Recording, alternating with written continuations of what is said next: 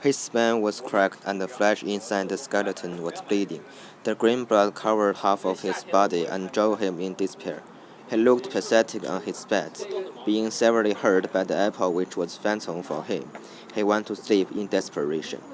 When the sunshine crowded into his room and woke him up the next day, he surprisingly found out that his spine completely healed and the skeleton became together than yesterday.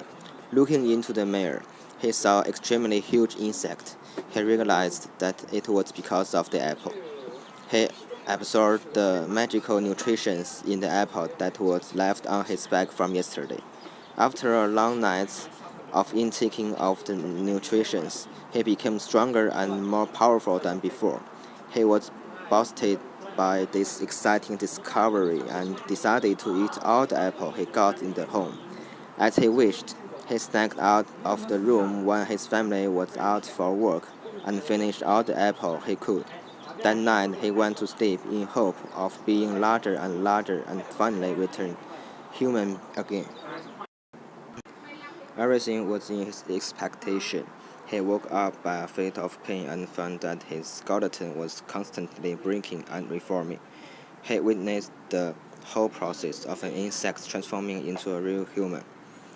Bearing the pain, he crawled out of his room through the window and borrowed the oldest and gigantic camera from his friend. When he came back into his room, he was tortured by the pain of transformation and screaming out loud. He used the camera to record every progress that he was making toward being human. His insect eyes were fixed into a socket of the skull, and his bones were broken and reformed. Every change hurt him to death but dragged him closer to human. After taking more than 200 pictures of his transformation, he was exhausted and lying on the bed with a human body. He succeeded. Now he wants revenge.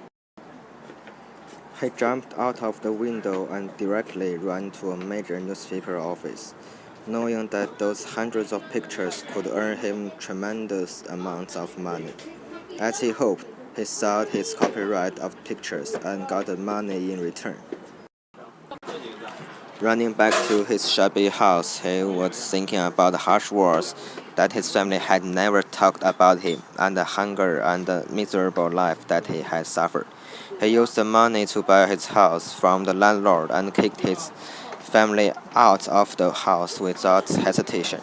His parents and his sister were in extreme shock when they looked into Gregor's eyes, which were full of anger.